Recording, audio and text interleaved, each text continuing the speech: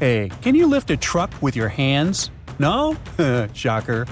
But let me introduce you to nature's original strongman, the ocean, which casually tossed 700-ton boulders around like they were pebbles during a megatsunami that hit Africa thousands of years ago.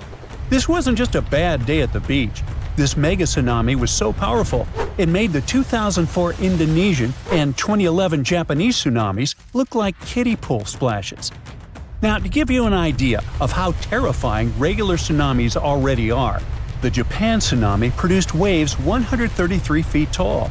The Indian Ocean tsunami was slightly smaller, but it took over 200,000 lives across many countries. Now imagine something way worse. You see, for a long time, scientists thought waves that big were just science fiction. But then they found these enormous boulders, massive chunks of rock, flung far inland, and did the math. It turns out only waves around 800 feet tall could have pulled off that kind of rocky vandalism. And the culprit? A volcano that literally fell apart into the ocean and triggered one of the most powerful tsunamis Earth has ever seen. Usually, tsunamis are blamed on underwater earthquakes, tectonic plates getting into slap fights. But volcanoes? Oh, they've got tsunami potential too. In 1883, for example, a volcano in Indonesia named Krakatoa erupted for 6 months non-stop until it exploded, and the explosion was heard all the way in Australia. This triggered many tsunamis, some almost 100 feet tall. Still, that was more like a toe dip compared to the full cannonball from the megatsunami. Back in ancient times, the volcano that crumbled during the megatsunami was huge, and it didn't just fall apart. It lost a chunk that was 10 times the size of Mount Everest. 10 Mount Everests. It was like the Earth wanted to see what would happen if we threw a mountain into the ocean just for fun. It was so massive that when the entire side of the volcano belly flopped into the Atlantic, it created waves that could cover the Statue of Liberty 3 times. It also destroyed an island more than 30 miles away. The volcano behind this real-life Michael Bay scene was called Fogo, located on, you guessed it, Fogo Island. This island is basically just a whole single volcano that rose from the sea thanks to a magma hotspot, a place in the ocean where a lot of magma escapes and erupts like an underwater volcano. Over time, this magma cooled and stacked up like pancakes until, voila, after 7 major eruptions, the island popped out of the ocean like it was playing peekaboo. Surprise, it's a volcano. But Fogo's dramatic entrance was also a ticking time bomb. You see, the more a volcano grows, the heavier it gets, and if there's not enough magma inside it to support it, the whole thing can just collapse. Sometimes it doesn't take much. A minor earthquake, some erosion, or just a poor foundation made of soft sediment can trigger a collapse. It's like a really tall guy trying to balance over a bunch of marbles. Fogo had all the bad luck ingredients: too tall, too heavy, and built on squishy ground. And it gets worse. As the volcano grows heavier, it starts squishing the magma underneath. That lava can't rise, so it just simmers down there, slowly thickening like soup left on a burner for too long. Gases build up, pressure increases, and eventually, kaboom! It's the volcanic version of eating too many burritos and then trying to hold in a sneeze. This massive pressure and imbalance can trigger what's called a flank collapse, which is science speak for oops, half the volcano just fell into the ocean. That's what happened with Fogo. Most of the volcanic islands that form this way are long gone, but Fogo is still very much alive and kicking. In fact, it last erupted in 2014, and considering that it goes off every 20 years, maybe don't travel to Fogo Island in around 2034. For the longest time, scientists believe only big, bulky volcanic islands could collapse like this. But new research says that even smaller, skinnier guys, like the Danny DeVitos of the island world, aren't safe either. The thing is that small volcanic islands only seem stable because of their small mass. It's like Danny DeVito and Arnold Schwarzenegger both slipping on the ice. Arnie's fall might cause more chaos, but Danny can still go flying. And those little collapses? Yes, they matter. Take Santa Maria, a tiny island that's about 170 times smaller than Hawaii. It has collapsed multiple times, not because it wanted to, but because it's basically standing on soggy breadcrumbs. Its foundation is loose marine sediment, and to make things worse, it's sitting right next to the East Azores Fault, where 3 tectonic plates meet up for daily slap fights. This fault is responsible for many earthquakes and even some tsunamis that happened in Lisbon in the past, so you can imagine what it's like living right above it. Every time the volcano in Santa Maria erupts and grows, it also sinks. But when a chunk collapses, it bounces back up like a buoy. This seamount to island again roller coaster means that Santa Maria has popped in and out of the ocean like a submarine playing peekaboo, and with every peak comes a potential tsunami. Another volcano with similar trust issues is Pacaya, located in Guatemala. Between 2011 and 2013, scientists spotted strange movements in the soil, tiny shifts that suggested something underneath was getting restless. Sure enough, in 2014, Pacaya erupted. Luckily, it didn't collapse, but that risk still looms, especially if magma gets trapped in it like it did with Fogo. The consequences could be explosive, literally. In fact, about 1,000 years ago, Pacaya experienced a collapse that sent debris avalanches more than 15 miles away. Since then, it's rebuilt itself like a fiery phoenix, but it could still crumble again. That's why volcanologists obsess over the tiniest wobbles. It's not paranoia if the mountain really might fall. Now you might be thinking here, okay, but that was the past. Surely that kind of ridiculous megatsunami collapse can't happen again, right? Well, welcome to the 21st century. Islands like Hawaii, La Palma in Spain, and various parts of the Caribbean are sitting on the same kind of geological whoopee cushions.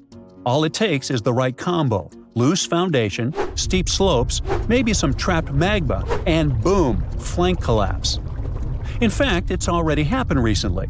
In 2018, Anak Krakatau, the volcanic baby of the infamous Krakatoa, lost a big chunk of itself during an eruption. It caused a tsunami, but it was more awkward than devastating, like a volcano losing its pants on stage. Embarrassing, but survivable. But that's just amateur hour compared to history's real showstoppers. Ritter Island's 1888 collapse was so intense that the island literally got shorter. It went from being more than 2,000 feet tall to a mere 460 feet. But the record holder is the legendary Latua Bay megasplash from 1958, where a 7.8 magnitude earthquake triggered a massive landslide that sent a wave taller than the Empire State Building roaring through Alaska at highway speeds. Strangely enough, only 5 people lost their lives here, but on the other hand, the destruction path it left behind can still be seen today, all the way from space. Melting glaciers and ice caps can make volcanoes collapse too. When they melt, there's a sudden decrease in pressure on Earth's crust that can destabilize entire volcanoes. It's called isostatic rebound. It's like suddenly yanking a chair out from under someone who's been sitting still for centuries. Whoops. Also, here's something you probably never thought you'd worry about on your island getaway. Some volcanic islands grow outward as lava pours into the sea, creating unstable platforms known as lava deltas. These deltas can collapse without warning, taking newly formed land, and sometimes tourists too, right back into the ocean. No pressure though, just thought, maybe you want to stay off steaming new land. So yeah, next time you're lounging on a beachy volcanic island thinking, wow, this place is paradise, just remember, it might also be a ticking geological time bomb with a flair for the dramatic. From ancient mountain-sized cannonballs to surprise lava deltas, volcanoes have a history of keeping things spicy.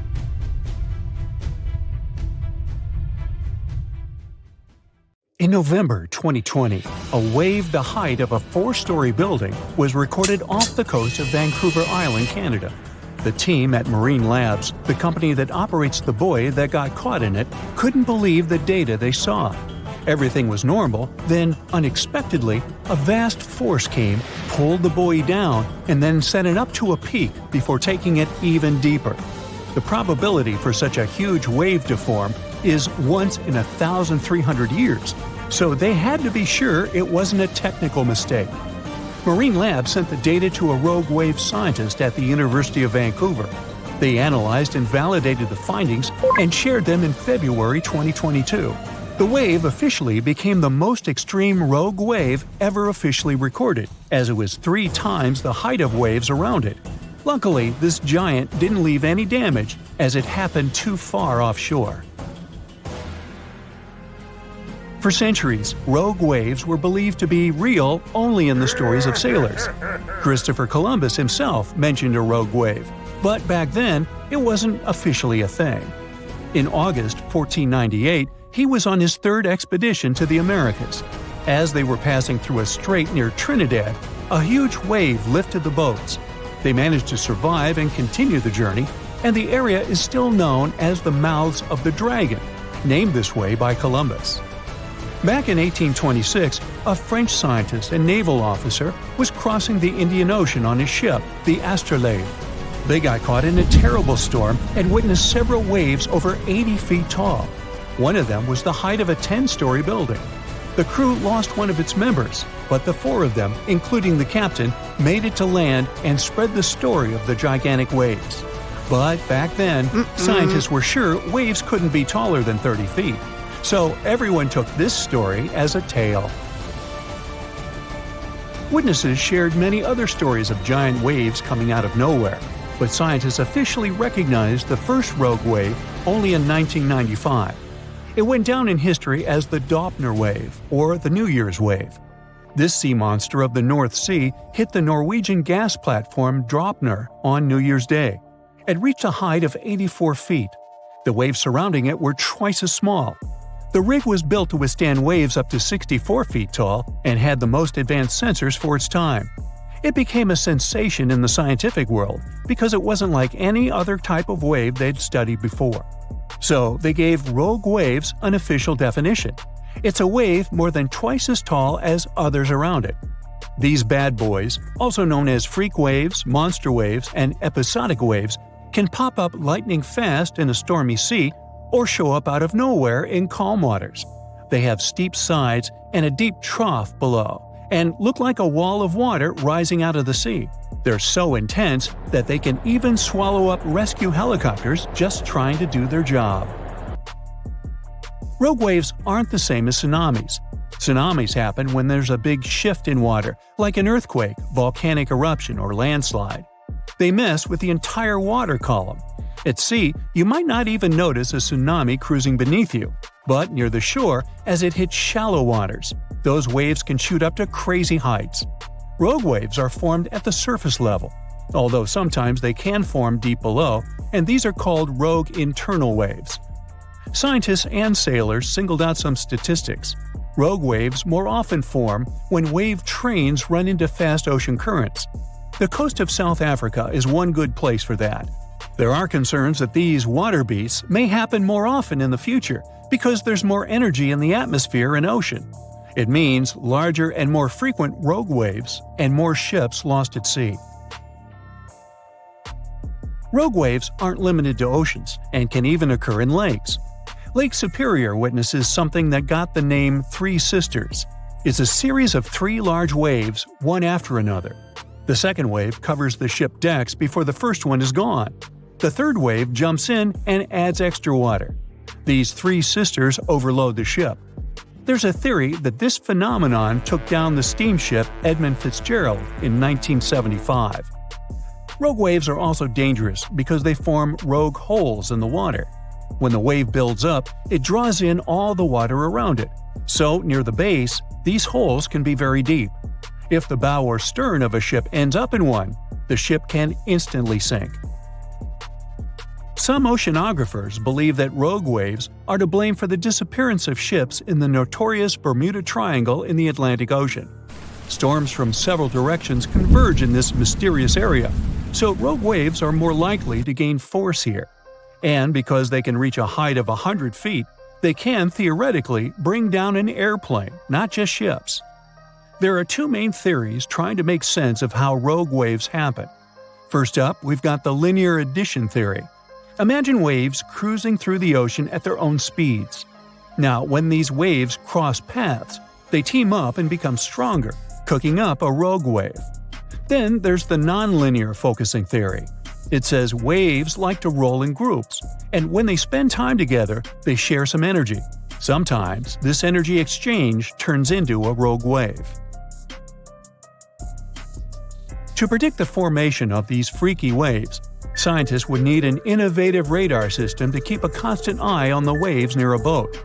They'd collect all the data and toss it into a fancy math model that paints a real-time picture of what the ocean surface looks like at that very moment. This model would need to do new calculations of the surface situation every 5 minutes. It would let the crew know if there were any extreme waves coming up in the next several minutes.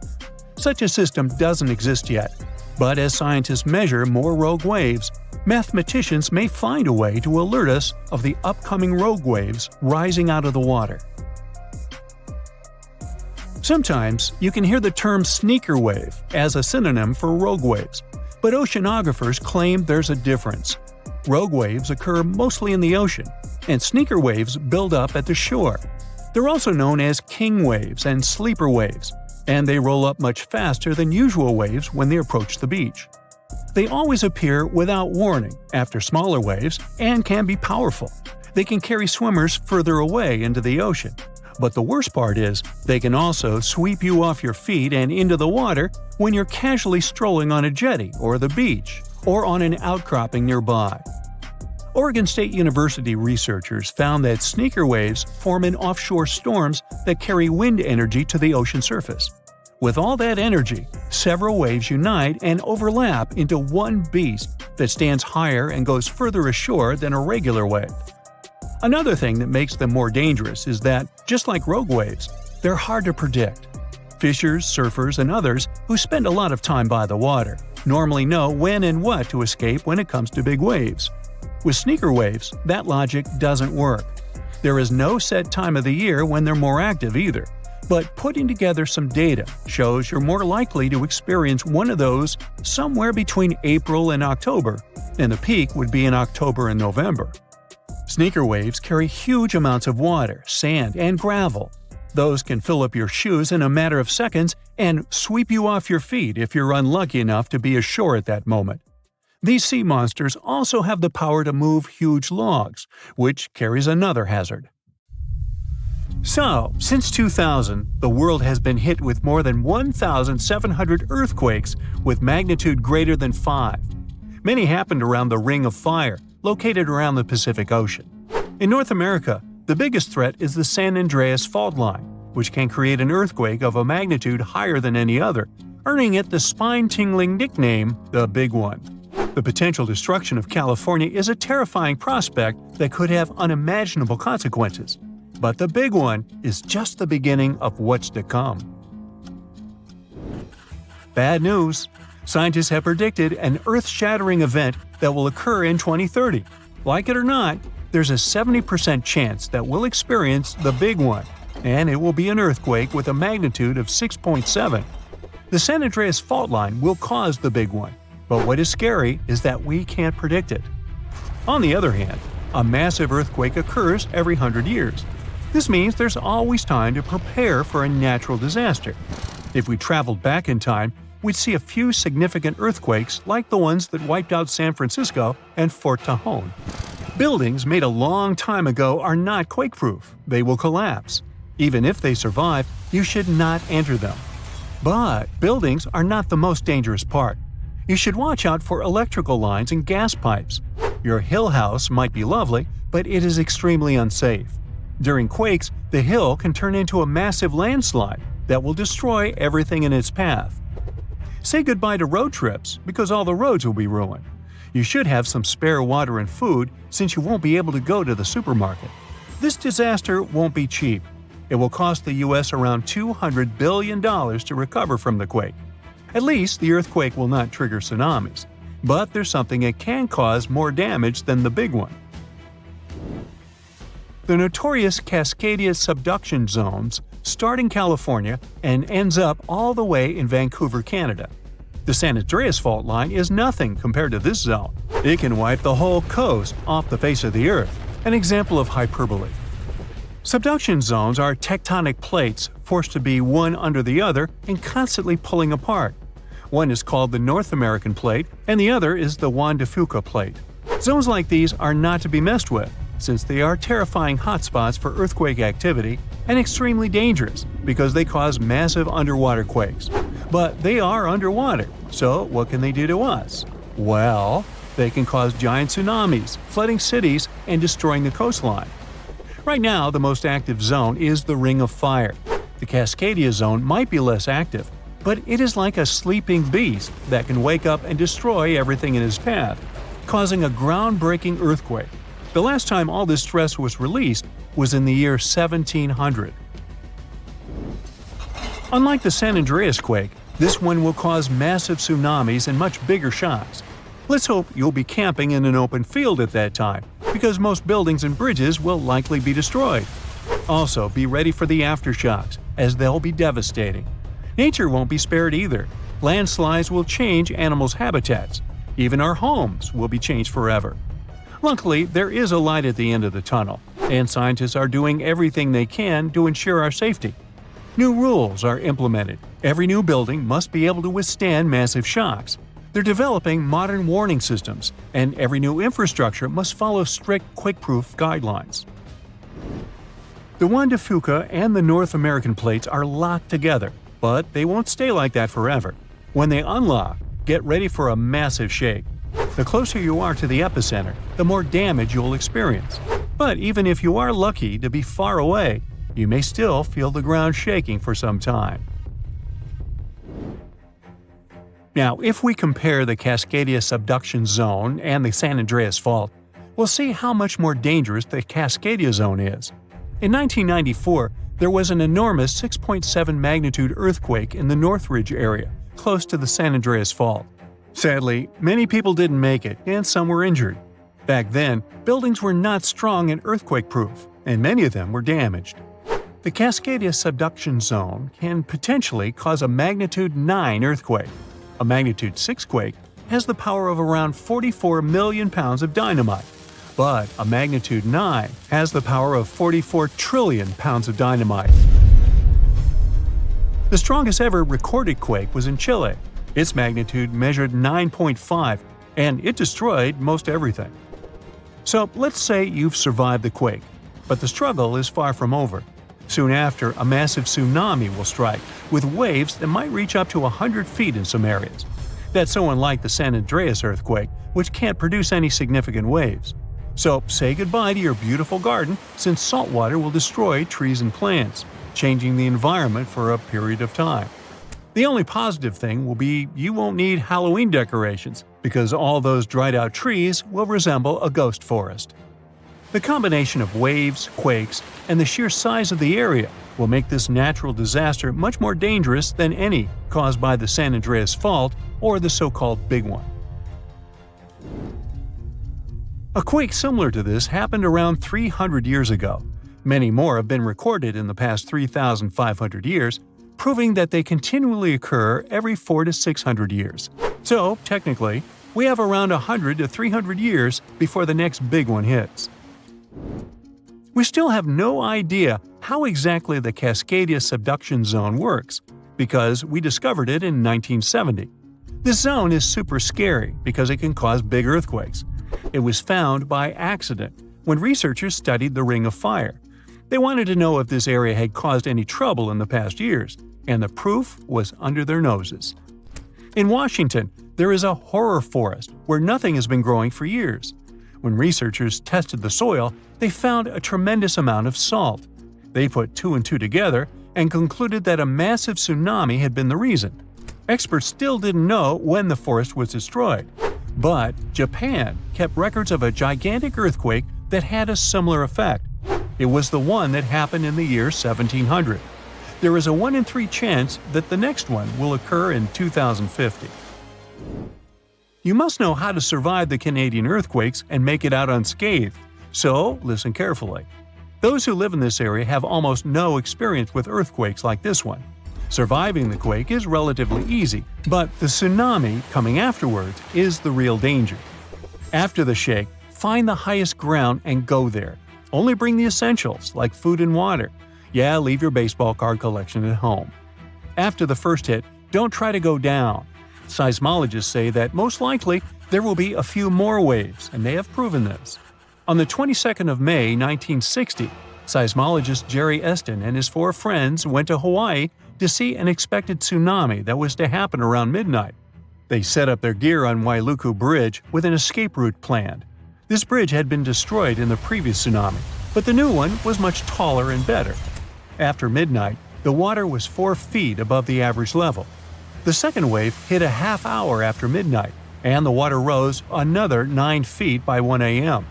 The water started going down and dropped by 7 feet, but the horror was far from over.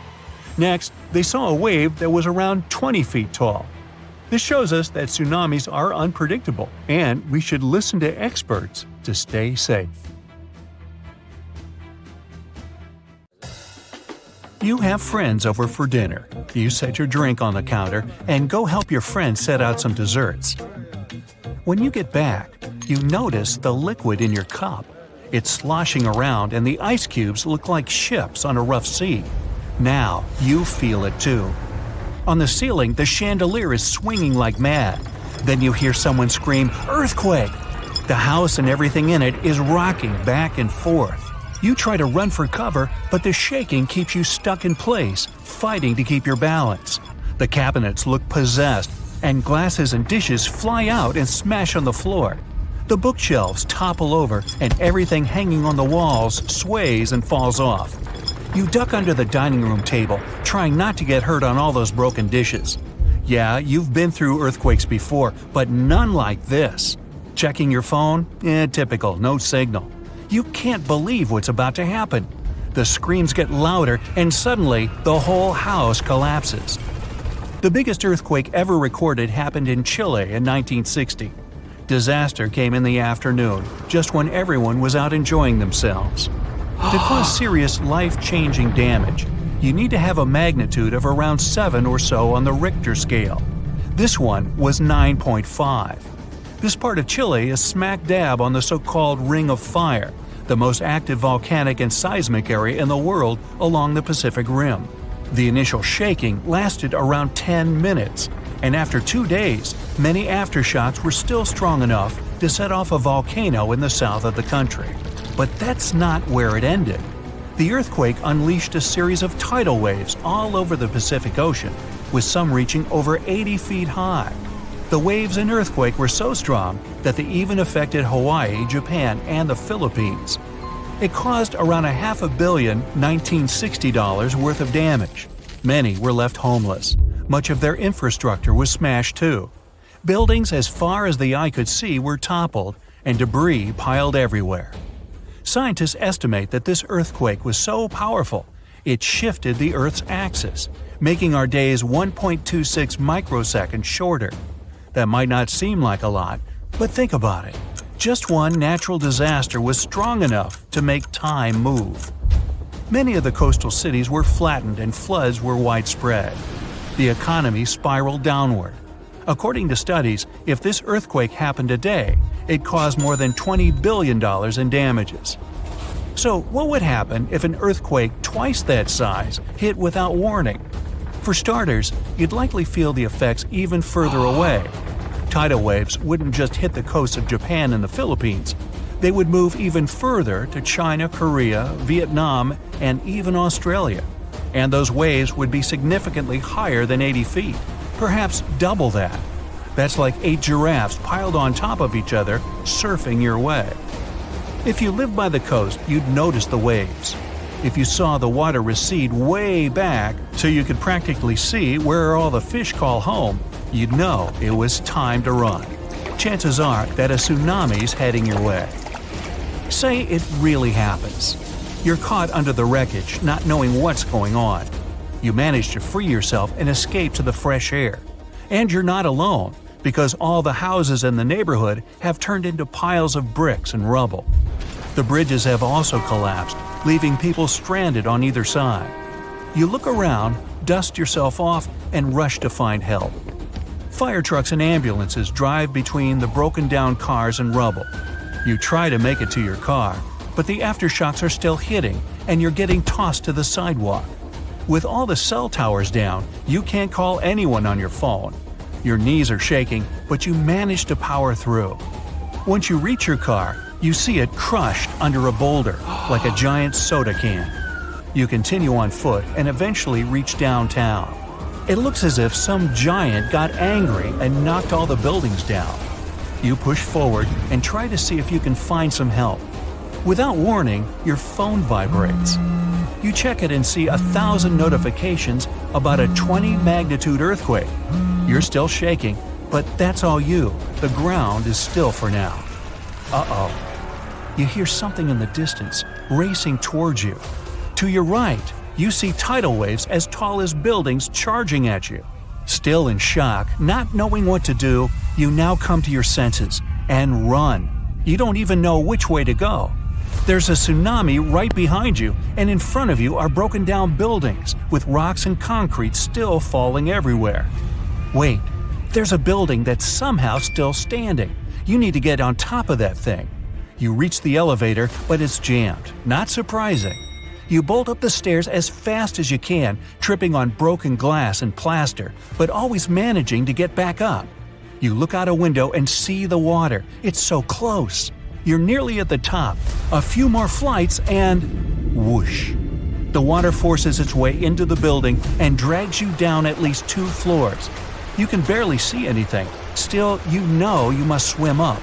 But the water keeps forcing you downwards. After about 30 seconds, you manage to swim your way out and continue climbing to the top. You scramble to the top floor and collapse on the roof. You're safe for now. The tidal wave is still going strong, plowing its way through the ravaged city center. Your phone is now waterlogged and useless. You have a perfect 360-degree view of your town covered in water and debris. The ground starts to shake again. Maybe you'll just sit around until this is all over, waiting for the rescue helicopter. But then, a loud explosion that almost breaks your eardrums shakes the ground even more.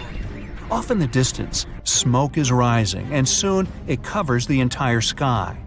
Darkness hides the morning sun. That's when you can see lava shooting up into the air and landing nearby. The lava forms into a river, flowing its way into town block by block. With this much seismic movement and the high intensity of the earthquake, the world's tectonic plates have shifted so that magma is pushing its way to the surface. From the earth, steam begins to vent. Then the heat hits you. You see the magma cover the ground like a blanket, eating up every car in its way. What's worse is that the magma is melting the foundations of the buildings that managed to withstand the earthquake and the tsunami. The buildings in the distance are now sinking and collapsing into the raging lava pool that's replaced your town. One by one, every building descends. That means, uh-oh, the building where you're standing is also swaying. It's about to fail. That's when you see the light. You look up and see a helicopter above in the distance. You wave your arms, run around, jump, anything to get noticed. And it works. The chopper makes a few circles and finally drops you a rope ladder. As you're lifted in the chopper, you take a good look at the world below you as it wriggles around like noodles in a strainer. You land a few miles out and are immediately treated by a doctor in an emergency triage center. You were one of the lucky ones. A year later, the tsunami water has receded. The lava that flowed inland has cooled, but all that magma permanently changed the ground below it, and the whole town is gone. The disaster has thrown the entire country into a financial nightmare that'll last decades. It takes months to survey the town, making sure there's no dangerous electrical wires or busted gas pipes anywhere. They're rebuilding your town farther inland from where the old one was. In other towns, they rebuild directly over the ruins. In others, they just decide to move everyone to a nearby city. How would you describe the shape of the planet we live on? It's definitely round, but it's not a perfect sphere. Because of the force of Earth's rotation, it's slightly flat on the North and South Pole. But there's more to it. The planet's rotation causes its sides to bulge outwards. The best term to describe our home planet is ellipsoid. Earth is nothing more than an oversized lumpy potato. These are the words of Atraji Ghosh, a solid Earth geophysicist from Bangalore. She and her team have been studying something called the Indian Ocean Gravity Hole. Sounds like the scenario for a science fiction movie, but it's very much real. We think of gravity as something consistent. If you drop a pen from your hand in Los Angeles and in Perth, they're going to fall to the floor at the same time. Well, this is not completely true. Gravity is connected with the mass of a celestial body. Astronauts on the surface of our moon don't walk, but move in hops. That's because Earth weighs 81 times more than the moon. Less mass means less gravity. Earth is more massive, so it has a stronger gravitational pull. But there's a catch. All this mass isn't distributed evenly across the planet. As a result, gravity varies as well. NASA has been mapping Earth's gravity field since 2002 using twin GRACE satellites. The maps they produced show where gravity is stronger and where it's weaker. Mountain ranges such as the Himalayas contain a lot of mass. This means they generate a stronger gravity field. The opposite happens in ocean trenches. The deepest of them is the Mariana Trench in the Pacific Ocean.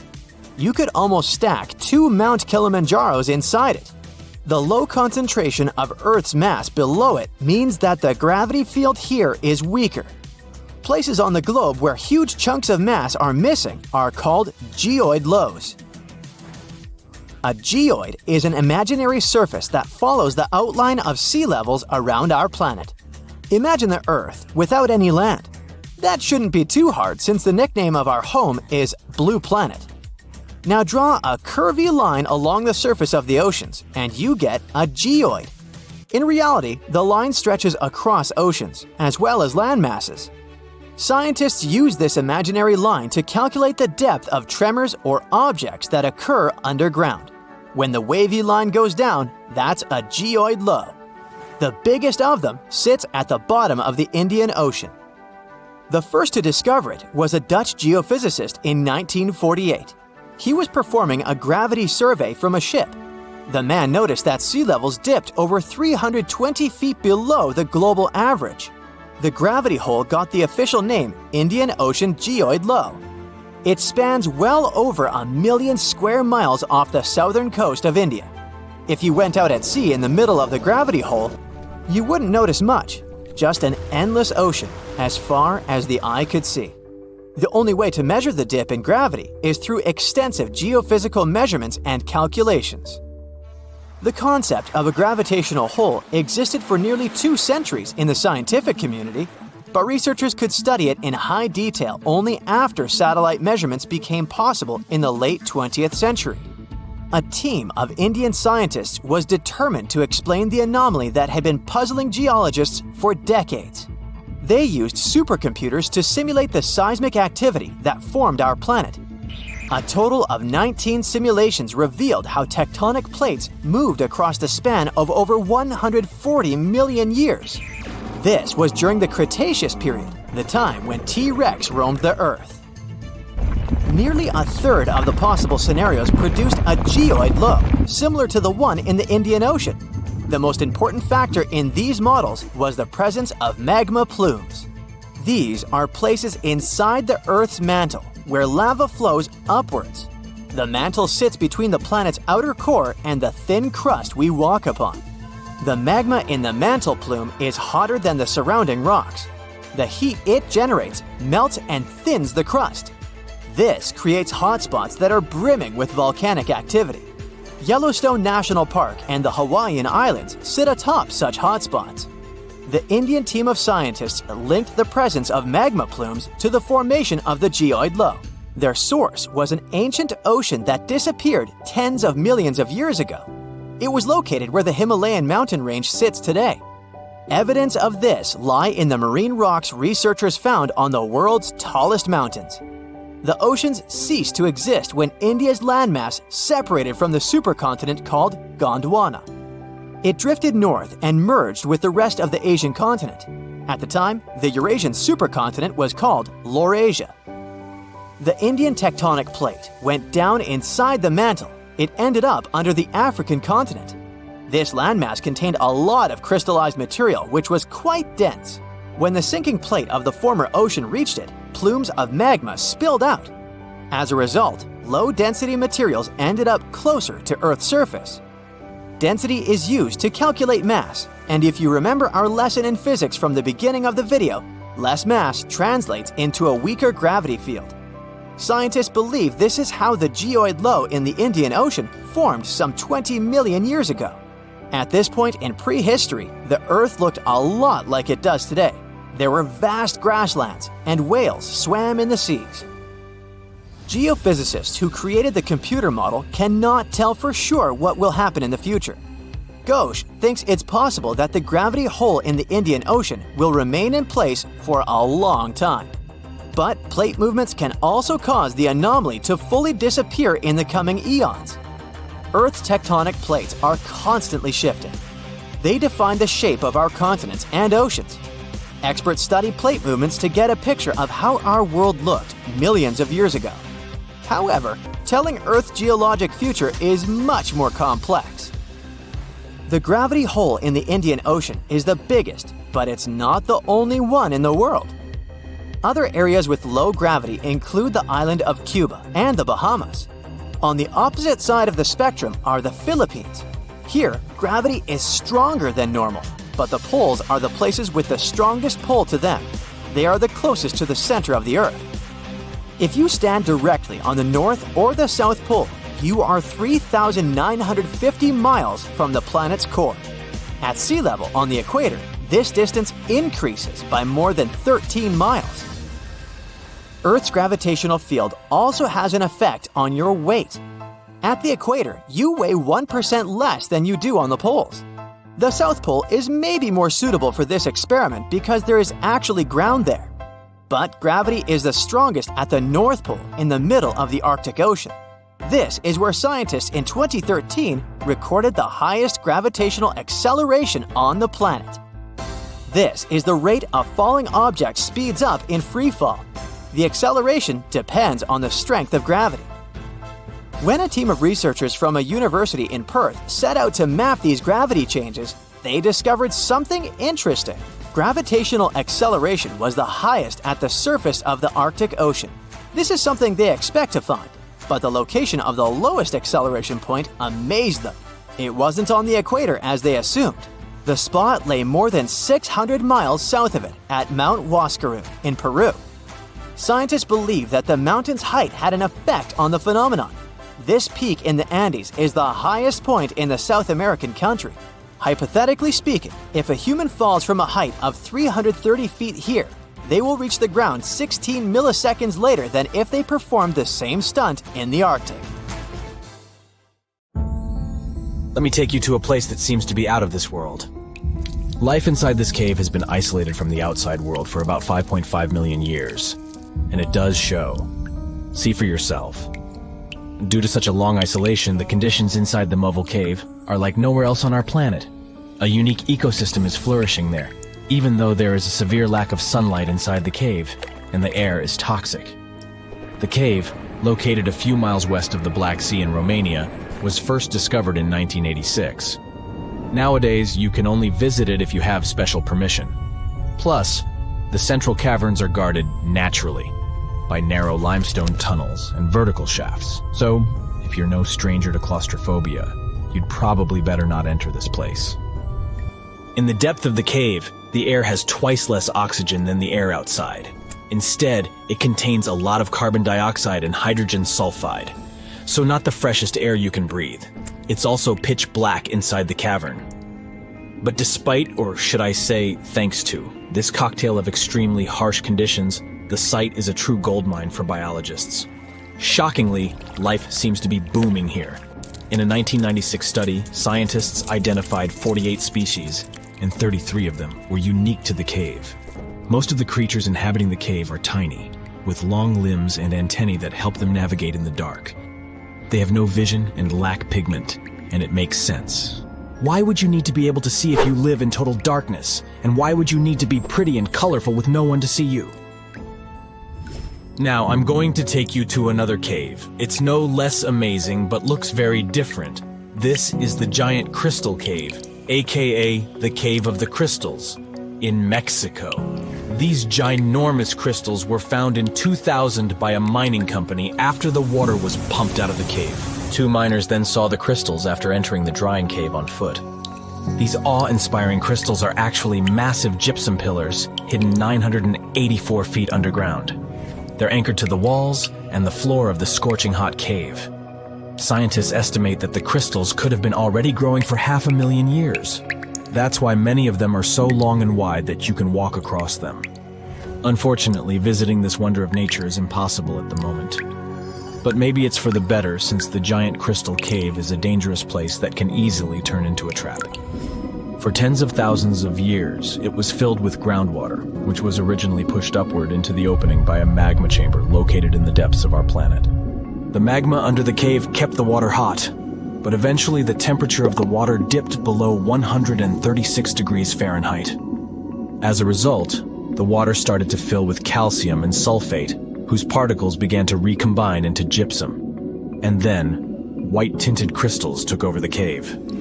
And since they stayed underwater, they were able to keep growing. You don't have to fly to space to take a closer look at a black hole. Scientists have found something very similar to black holes in the southern Atlantic Ocean. A black hole has such an enormous gravitational pull that once something gets pulled inside, it doesn't have any chance to escape. Even light can't get out of a black hole. But ocean black holes seem to be almost as powerful as their space relatives. But instead of catching the light, they do the same with water. Ocean eddies are massive whirlpools that spin against the main current. They usually swirl billions of tons of water, and most of them are larger than a city. These whirlpools are so powerful that nothing trapped by them can escape. But the scariest thing is that you might not even notice heading into one of them. These things are so huge that you won't spot their boundaries until it's too late. When scientists started exploring ocean vortices with the help of satellites, they discovered the borders of several eddies. After that, they managed to prove that, mathematically, these whirlpools are the same as mysterious black holes in space. Massive eddies are surrounded by super-tight barriers where fluid moves in closed loops. Even water can't get out from the inside of these loops. That's why tight ocean vortices play the role of enormous containers.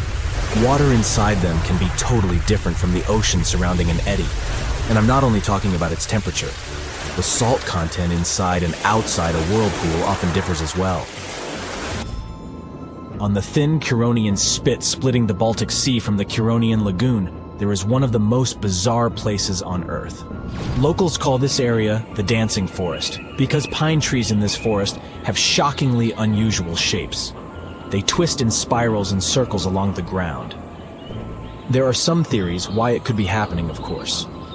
Some people claim that huge amounts of positive and negative energies once clashed in that spot. More down-to-earth individuals believe that the reason is geological. Sandy soil in the area is too unstable to hold trees growing upright. The most popular is the idea that strong winds blowing from the water influence the shape of the trees.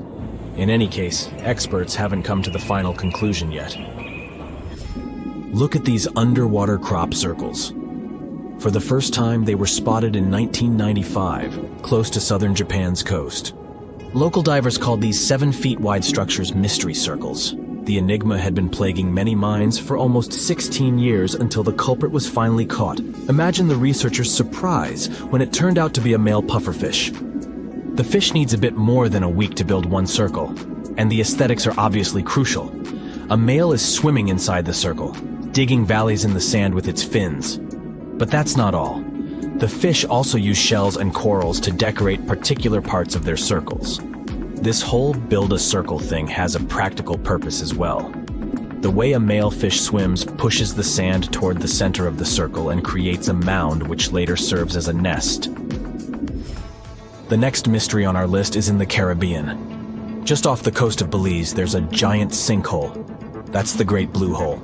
It's about 1,000 feet across and more than 400 feet deep. Once, a long, long time ago, this hole was a cave. But then rising waters filled it, making it collapse in on itself. The deeper you'll descend into the Great Hole's crystalline waters, the darker it will become. You'll see tons of stalactite-filled caves there, but entering them is extremely dangerous, unless you want to get hopelessly lost. Once you reach a depth of 50 feet, you'll notice that the water is shimmering. That's the invisible line dividing the sinkhole's salty top from the freshwater abyss. You might want to turn back right now. Who knows what you might come across in the murky depths? There was an old Amazonian legend that told about the river that was so hot that it boiled. And it was believed to be just a legend until Peruvian geoscientist Andres Russo questioned if the river could be real. All experts denied such a possibility. After all, hot rivers do exist, but only in the areas where there are volcanoes. As for the part of the country mentioned in the legend, there are no volcanoes in that region. But Andres Russo was too dedicated to give up. And in 2011, he finally located the river from the legends. The water in it was indeed steaming hot. Its temperature was 186 degrees Fahrenheit, not boiling, but pretty close to this point. But what shocked the researcher the most was the size of the river. One could think that the almost boiling water was the result of the activity of an underwater hot spring. But thermal pools are always small, while the river is 20 feet deep and flows for almost 4 miles. This is the only river of its kind on our planet. Ever wonder why, despite all our advancements in technology and science, there's a vast expanse of our own planet that we barely know about? Believe it or not, over 80% of our oceans remain uncharted territory. It's as if we've got this massive aquatic playground in our backyard, and we've barely scratched the surface. Also, did you know that only about 7% of our oceans have a special tag called Marine Protected Areas, or MPAs? How come this colossal body of water that envelops most of our planet is also among the most vulnerable and misunderstood spaces in the universe? Pressure has a lot to do with it. Our deep ocean is a beast of a place with no visibility, freezing temperatures, and pressure that's so intense that in certain areas it would make you feel like you're having the weight of 50 jumbo jets on your body. No wonder we're having an easier time sending people into space than to the bottom of the ocean. The deeper you go into the waters, the more pressure piles up. But let's not forget we have tech on our side, right? Scientists now use these cool satellite technologies that track the color of the ocean to check how much phytoplankton is there, for example. Why is this important, you might ask? Because these little plant-like critters are actually pretty major players in our big blue oceans. In the grand scheme of things in the aquatic world, phytoplankton is like the bedrock of the ocean food chain.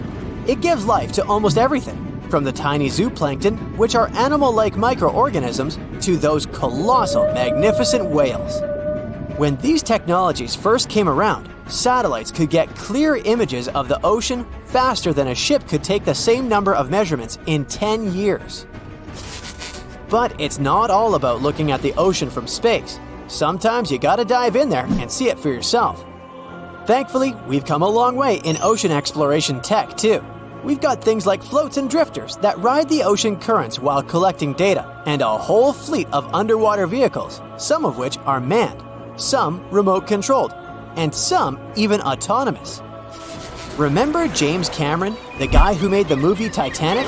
He's super into exploring the ocean, and in 2012, he set a record by going down to the Mariana Trench in a vertical torpedo sub. He thinks there's nothing like being in the ocean and experiencing it firsthand. Other companies use a mix of technologies for their ocean explorations. It led them to discover amazing stuff like a deep-sea coral reef near Morocco, the only one still growing in the Mediterranean Sea. They've also discovered new species and documented ones previously thought to live only in the Atlantic. These efforts have convinced local authorities to declare some places as marine parks. As with most scientific areas, the road isn't without its bumps. These expeditions can cost quite a lot, and the lack of detailed maps and data only adds to the challenge. We can't always rely on bathymetric information, meaning the study of the ocean floor, because it's often not available. And that's the tricky part. We need to explore more to know more, but getting the funds for these kinds of projects can be tough when there are so many unknown variables. One particular company's explorations have helped protect nearly 4 million square miles of ocean so far. The data they collect during their expeditions is invaluable. It's used to identify new species, locate vulnerable habitats, and even show where threatened species are being overlooked. Their work helps dismiss excuses from local authorities who claim they lack the necessary information to establish more MPAs. The same company supports a goal known as 30 by 30, aiming to protect 30% of our oceans by 2030. It's a big target, and there's a long road ahead, but ongoing ocean exploration can provide the proof needed to keep more of our oceans safe. We also need to set aside areas for protection and research, even when we don't have all the facts just yet. On that note, some cool scientists have recently stumbled upon a gigantic and mysterious world beneath the Pacific Northwest coast's ocean floor. The best part is, this massive realm of life is pretty much cut off from the rest of the world above, making it like a secret underground club that only the best microbiologists have access to. Picture an active city, except the city is microscopic cracks in the basalt rocks of our oceanic crust, and its residents are microbes. These tiny creatures aren't like you and me. They don't rely on sunlight or the organic products of land and water ecosystems for sustenance. Instead, they thrive on chemical reactions with rocks and seawater. Scientists call this type of life chemosynthetic, which sounds complicated, but it basically means life sustained by chemical reactions.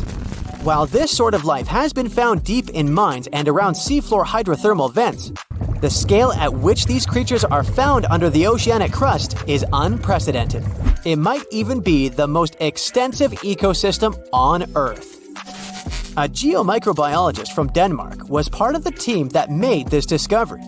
He claimed that over 50% of our planet's surface is oceanic crust, which is an average of 4 miles thick. Imagine the size of this chemosynthetic party happening down there. This discovery didn't happen overnight. Since the 90s, scientists have found weird tiny holes in the basalt rocks that make up much of Earth's outer crust. They seem like they might have been made by bacteria, but hey, there was supposed to be no life there. I mean, imagine trying to survive in a place that's hot, deep, dark, dense, and mostly devoid of the organic compounds we need for life. Yet, here they are.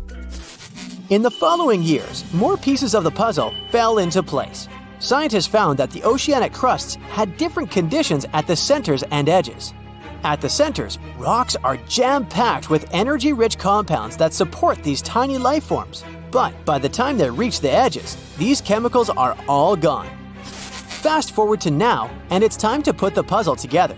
A microbial ecologist from the University of North Carolina worked on this research and says we now have solid evidence of microbial life in the cracks and crevices of deep ocean basalt.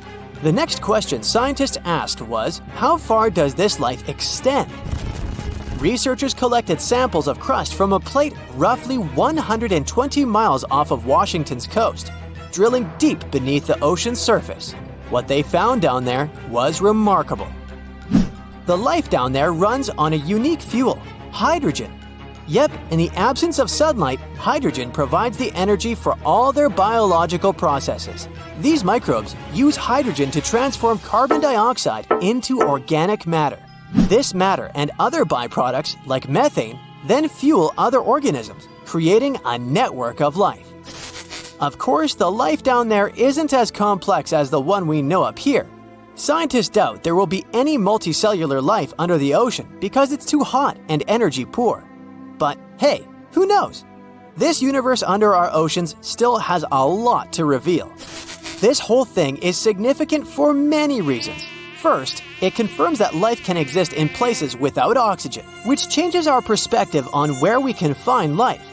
This makes us wonder if life could exist under similar conditions on other planets, where surface conditions might be too harsh.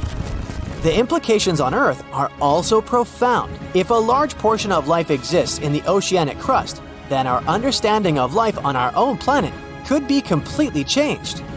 This exciting discovery stretches our understanding of life and prompts us to keep exploring the mysterious depths of our oceans, pushing the limits of our understanding. NASA is also in on the whole deep sea exploration project. Why? Shouldn't they be preoccupied with outer space?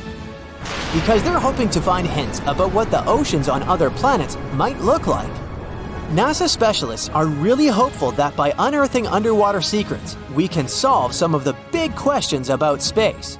Plus, they're testing some nifty equipment for future journeys across our solar system.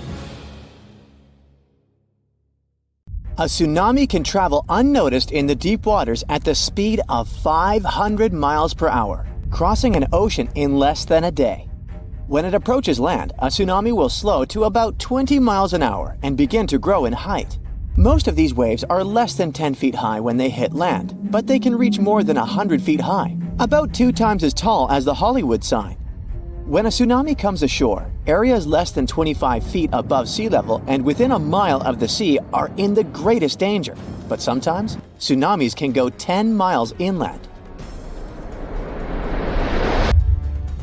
If you're by the coast and feel a strong earthquake, especially one that lasts for more than 20 seconds, that could be a major red flag that a tsunami is on the way.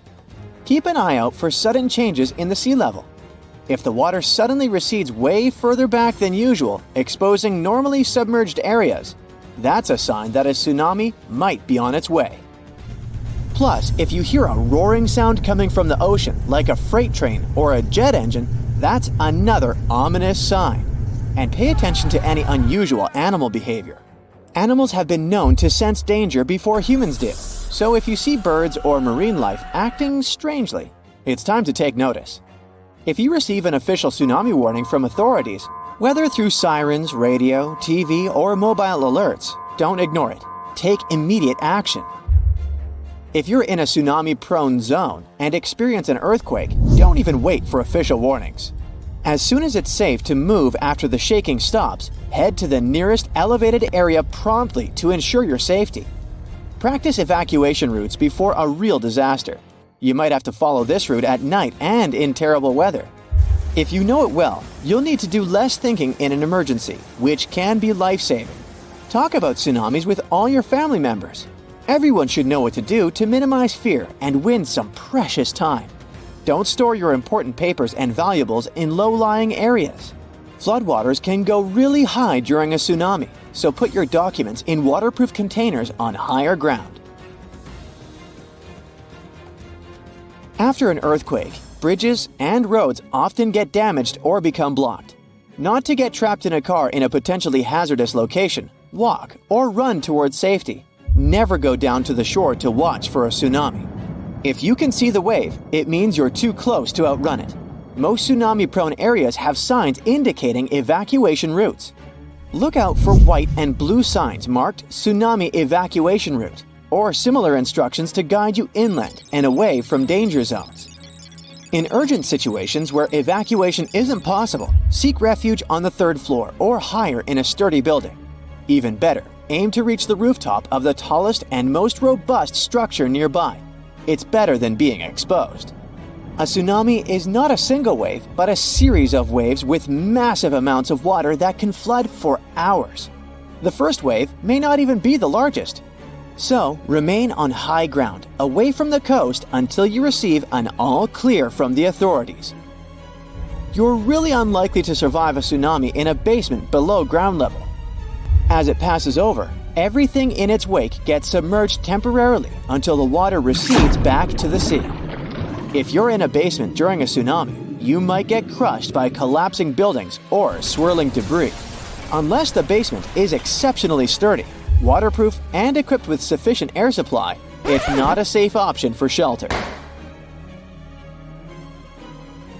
If you happen to be out at sea when a tsunami warning is issued for your area, stay put and avoid returning to port immediately. Tsunamis can sneak up on you with rapid water level changes and dangerous currents in harbors and ports, making them unsafe. In large harbors and ports, authorities take charge during tsunami alerts and direct vessel movements for safety. It's important to stay in touch with these authorities and follow any instructions they give regarding moving your vessel. For smaller ports without such organized control, it's a better idea to carefully relocate your boat to deeper waters. If you have a small boat, The best you can do is leave your vessel at the pier and seek higher ground yourself.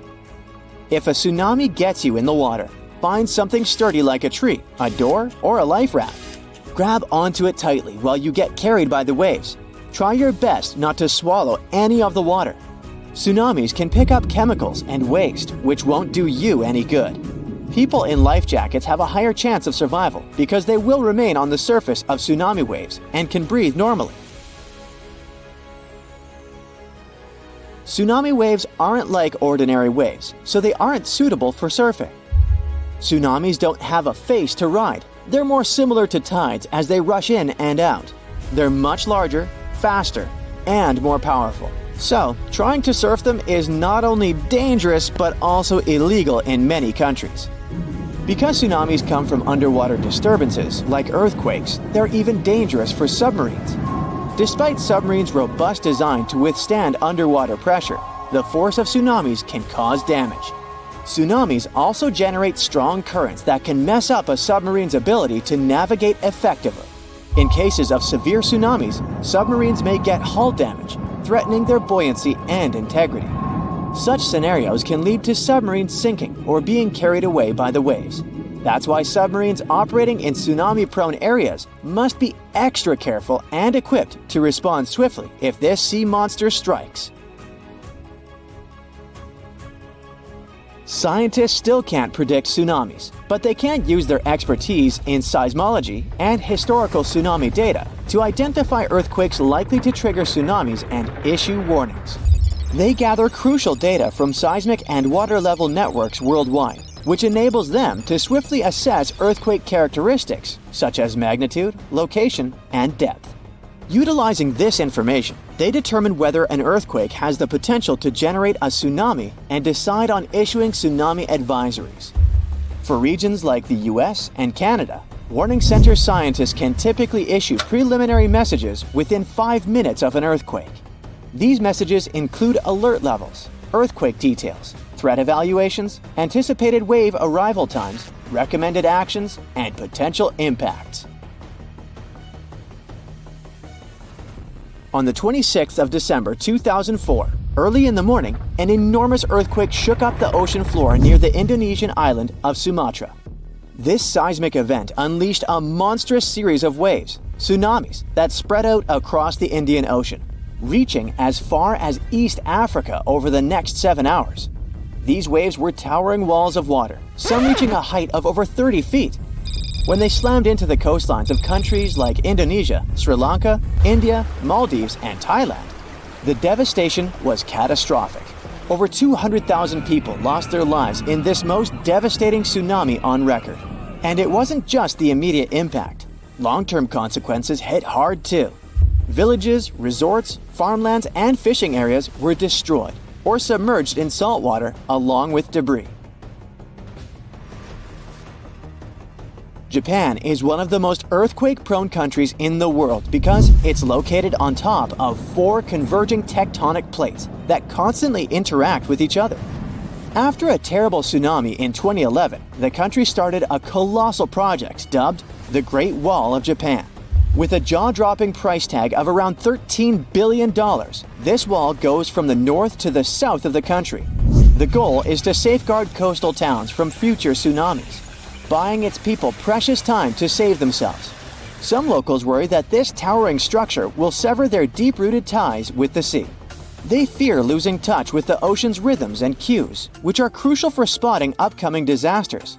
But for many coastal towns, the wall is a lifeline, giving them hope for rebuilding shattered lives post-disaster. Did you know there's a guy who rode on a wave for 7.5 miles? It was accomplished by Brazilian surfer Picaruta Salazar in 2004. Just for comparison, Central Park in New York extends for a mere 2.5 miles. That was the Pororoca wave, and it can only be surfed for 3 days a year. It's pretty powerful, so it sort of pushes you. But there are definitely some tough spots where it's not that easy to catch waves. If you're looking for the gnarliest surf spot, Pipeline in Hawaii is where it's at. But beware, it's not for the faint of heart.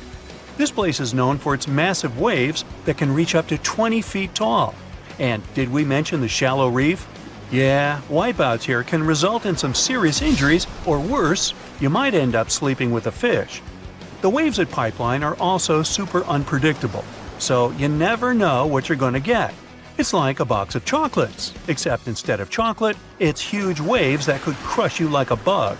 But hey, if you're feeling brave, the annual Billabong Pipe Masters competition is held there every winter. Just make sure to bring your A game and a change of underwear. Even the most experienced surfers approach Pipeline with caution and respect. It's like trying to tame a wild animal. One wrong move and you're toast, or dinner.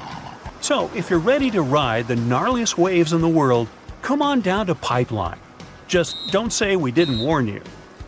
For those who are dreaming California, there's a tough spot in the Golden State for you. Mavericks is notorious for its massive swells and strong currents, making it a challenge even for experienced surfers. Hold on tight, because this wave is gonna take you for a ride. First off, let's get one thing straight. Mavericks ain't for the weak. This bad boy can reach heights of up to 60 feet. But hey, if you're a seasoned surfer and you're feeling brave, then Mavericks is the place to be. Located just off the coast of Half Moon Bay, this spot is known for its massive swells and killer waves. It's like the Hulk of surf spots. Big, bold, and ready to smash. Now, don't go thinking that Mavericks is all about the waves. Oh no, my friend. This spot is also home to some of the coolest surfers around. These dudes and dudettes live for the rush of catching a maverick wave, and they'll do whatever it takes to get out there. But here's the thing, Mavericks isn't just about surfing. It's also about community. These surfers have each other's backs, and they know that when they're out there on those massive waves, they're all in it together. It's like a big, salty family. So there you have it, folks, Mavericks, the wildest, most insane surf spot in California. If you're up for the challenge, grab your board and head on out. Just remember, when you're staring down a 60-foot wall of water, it's okay to scream like a little girl. We won't judge.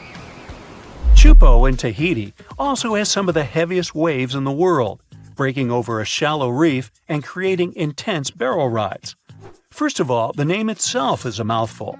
It's pronounced Chupo, and it means broken skulls in Tahitian. Yeah, you heard that right, broken skulls. The waves at Chupo are massive and can reach up to 23 feet high and break over a shallow reef, which creates a super powerful wave that can barrel for hundreds of yards. And if you wipe out, well, let's just say you'll be getting up close and personal with that reef. It's like a cheese grater for your skin. So make sure you bring some Band-Aids and a good insurance policy. But hey, if you're up for the challenge, Chupo is one of the most epic surf spots in the world. However, I hope you're going to choose a much safer spot. If you're looking for some cool waves but don't want to risk your life, then you gotta check out these safe surfing spots around the world. First up, we got Waikiki Beach in Hawaii. This spot is perfect for beginners and pros alike, with consistent waves and a sandy bottom. Plus, there are lifeguards on duty to keep an eye out for any trouble. Next, there's Bondi Beach in Australia. This iconic beach is known for its beautiful scenery and chill vibes, but it also has some great waves for surfing. The water is shallow, and there are plenty of surf schools around to teach you the ropes, or in this case, the boards. But if you're looking for something a little more exotic, head over to Nocera in Costa Rica. This spot has warm water, consistent waves, and a laid-back atmosphere. Plus, the locals are super friendly and will welcome you with open arms. Last but not least, there's Muizenberg Beach in South Africa. This spot has some of the most consistent waves in the world, but they're not too big or dangerous. Plus, there are shark spotters on duty to keep you safe from any unwanted attention from local carnivores.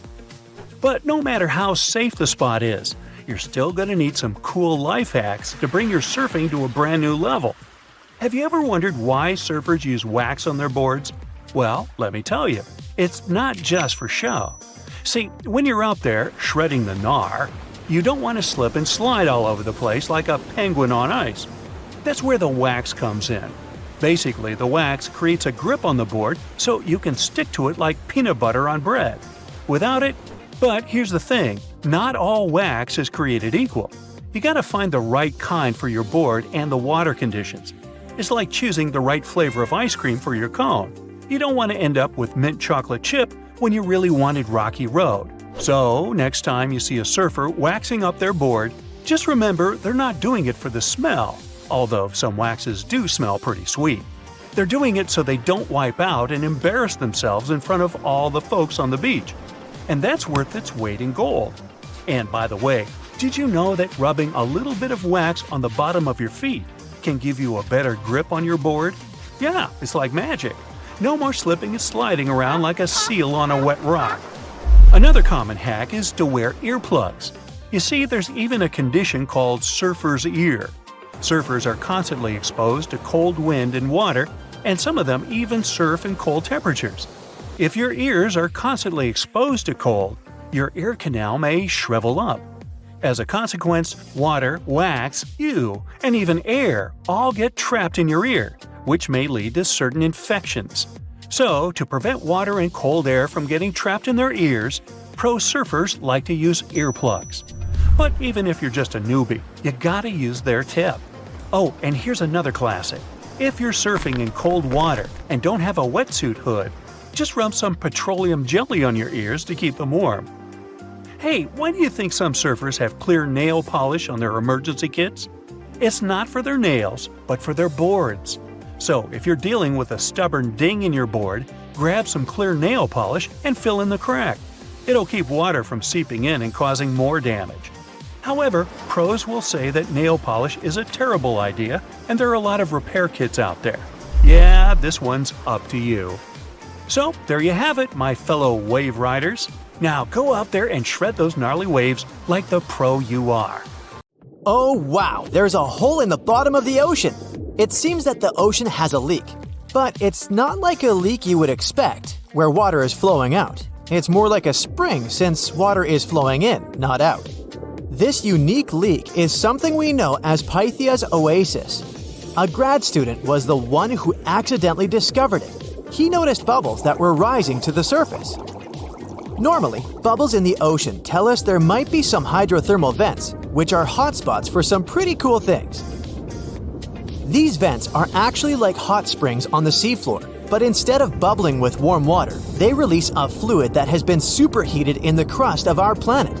When seawater seeps into these cracks and travels deep into the crust, it comes into contact with the extremely hot mantle. This heats seawater to very high temperatures, and as it moves back up towards the surface, it carries dissolved gases and minerals. When the hot fluid shoots out of the vents, it mixes with the surrounding seawater and quickly cools down. Just a short distance away from the vent, the temperature can drop to a comfortable 68 degrees Fahrenheit or so, which is, as it seems, exactly what some creatures like. And there are some real weirdos living down there in the darkness, like ghostly fish, giant red-tipped tube worms, and a unique type of shrimp with eyes on their back. And some of them, like tube worms and bacteria, rely on the chemicals and minerals released by the vents to survive in harsh conditions. But in this case, the bubbling water didn't come from a hydrothermal vent. It was there because of a spring, and that's a bit more concerning. You see, the water in this reservoir needs to stay where it is. If too much of it seeps out, there could be some serious consequences, especially for the surrounding area. You can see this unusual leak along the Cascadia subduction zone, which is a massive fault line off the Pacific Northwest coast. It's a place where two pretty big plates that make up Earth's crust come together and slide along each other. The water from Pythia's oasis kinda acts as a lubricant between these plates. You can think of the fault zone as an air hockey table. When the fluid pressure is high, it's like you've turned the air on. That means the friction between the plates is reduced, which allows the plates to move. But if the fluid pressure is lower, the two plates can lock together, which then leads to the buildup of stress. Not that they'll feel bad. In the context of tectonic plates, stress is some pressure or force that can cause deformation. And if this stress starts to build up, at some point, it's gotta go somewhere. When it's too much, it can trigger earthquakes and most likely, not small ones. For example, a release of stress in the Cascadia subduction zone could lead to a magnitude 9 earthquake. For comparison, The biggest earthquake we've ever recorded happened in Chile in 1960, and it had a magnitude of 9.5. The damage was enormous. So we hope the water will stay in its reservoir and keep maintaining the delicate balance between the tectonic plates. We've explored only 5% of the ocean.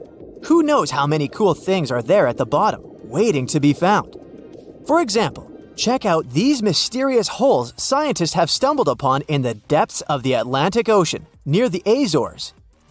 They're neatly aligned and are about 4 inches apart, or in some cases, even several feet. They resemble punctures left by a sewing machine.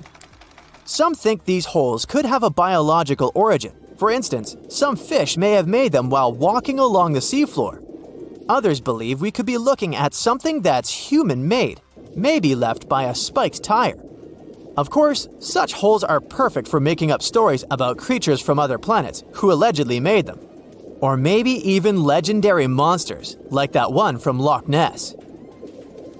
It's definitely hard to explain such symmetry of the holes, but one deep-sea biologist offered a pretty good explanation.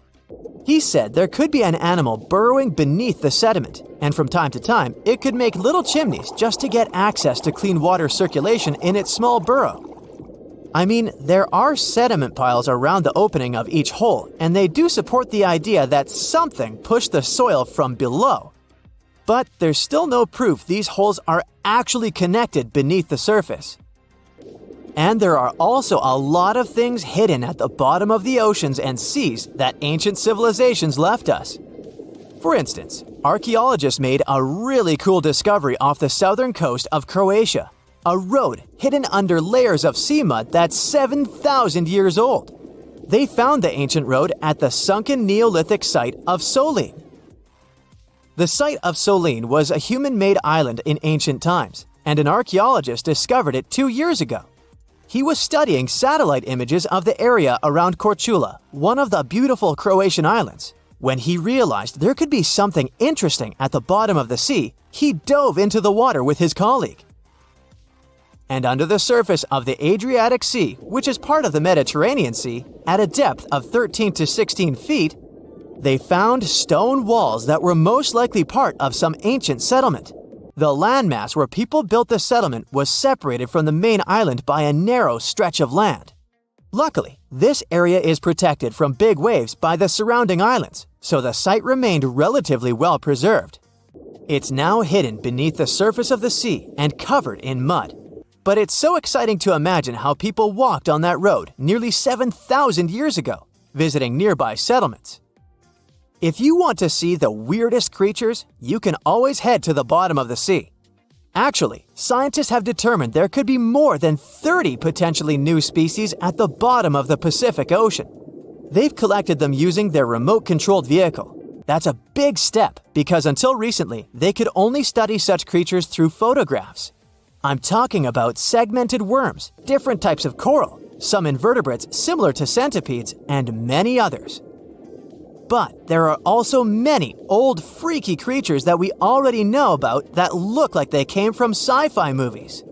Red octopus, blobfish. Okay, this one kinda looks normal until you raise it to the surface. The goblin shark, Sloane's viperfish, zombie worms. Ugh. Yeah, I hear ya. Let's move on. The seafloor hides things from space too. There are traces of rare forms of plutonium and iron at the bottom of the Pacific Ocean. And what's awesome is that all this has come from space. These radioactive materials probably formed during some kind of cataclysmic event in space and eventually made their way out to our beautiful home planet. And this extraterrestrial debris most likely appeared on Earth within the past 10 million years. After it fell to the Pacific Ocean and settled at a depth of almost a mile, it became part of all those layers of rock down there. Plutonium is especially exciting for scientists. I mean, only tiny amounts of it have been found. Hundreds of atoms maybe. But it's still remarkable because these atoms are created by exploding stars. Things like this can help us better understand how the universe produces elements heavier than iron, like plutonium, gold, uranium, and platinum. We're still not sure about the origins of these elements. For a long time, scientists believed that supernovae, which is when a star comes to its end in a fabulous explosion, were responsible for creating these heavy elements. But it seems it's not just that. Some other cosmic events, such as the collision of neutron stars, which are super dense collapsed stars, or some rare types of supernovae, could also be involved. Whoa, let me get my popcorn! Back in 2018, the biggest active underwater eruption ever happened, at least the one that we could officially record. Scientists followed earthquakes that struck the area in the western Indian Ocean off Madagascar. Between 2018 and 2021, over 11,000 earthquakes struck a small island called Mayan between Madagascar and Mozambique. The strongest one had a magnitude of 5.9. Until then, this area had been pretty peaceful. There had only been 2 earthquakes recorded over 50 years. Along with regular earthquakes, there were also some unusual seismic hums, like earthquakes at pretty low frequencies, forming deep underground. People couldn't feel those hums at the surface, but researchers around the world discovered them and realized they were related to volcanic activity no one actually noticed coming. Something strange happened. That underwater eruption created a giant skyscraper-sized volcano. This new underwater volcano turned out to be around 1.5 times the height of One World Trade Center in New York, and almost 10 times bigger than the Statue of Liberty. The area where it appeared had been explored in 2014, but it was almost flat, peaceful, and empty back then. Now, there is an actual volcano nearly 8,500 feet below sea level. The volcano gets its magma from a super profound reservoir located nearly 34 miles underground. It's the deepest reservoir of volcanic magma that we know about. The Earth has layers, and the middle one is kinda chunky. It's very much like peanut caramel filling many chocolates have. Research shows there are probably hunks of oceanic crust deep inside the Earth's liquid mantle. They're stuck there, creating large lumps in something that was supposed to be a smooth layer. Our planet has a rigid outer layer. It includes a hot upper mantle and cracked crust. The hot mantle moves and churns all the time, making the crust at the surface move too. This way, the oceanic crust dives into the depths and makes huge magma plumes go up toward the planet's surface. Scientists even found an ancient piece of the Pacific Ocean hundreds of miles underneath China. Those are the old remains of the Pacific seabed from long ago, and they were pulled downward below Earth's surface into the mantle transition zone. This rocky slab that used to be at the bottom of the ocean is made of the crust and some solid parts of the upper mantle. Most of the volcanic activity on our planet happens where we don't even see it, under the surface of the ocean. About 70% of all volcanic activity happens in the oceans, and mostly in the area of the South Pacific, with over 1,100 volcanoes squeezed into that area. Coastal cliffs, mountain changes, soils, and sediments that line valleys. These are only a small portion of the rocks on our planet. Oceans hide so much more deep down below the Earth's surface. In between the Earth's surface and its core is the mantle. It's a warm, thick layer of rock that moves and flows constantly. Some hundreds of miles below, there's a place where diamonds grow.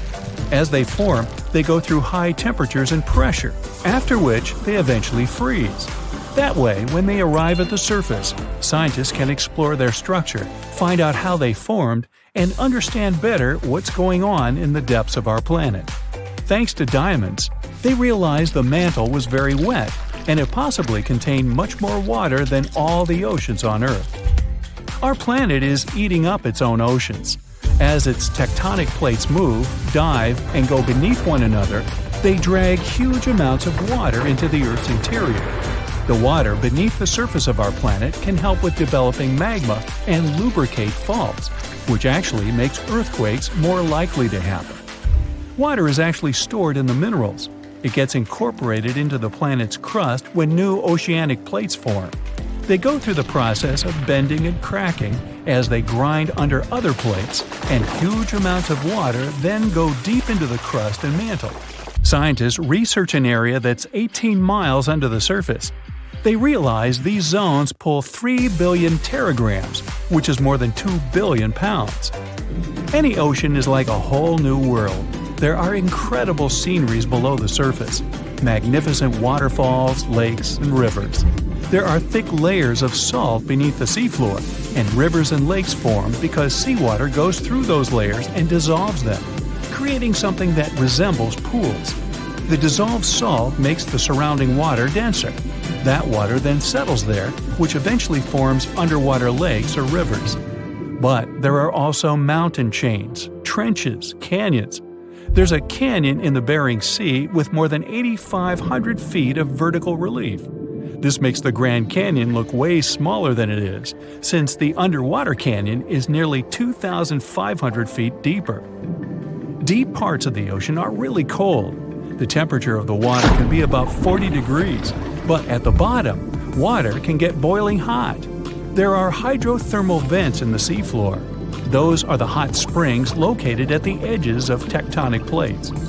The water they release can reach a temperature of up to 750 degrees Fahrenheit, but the pressure at such depths is very intense.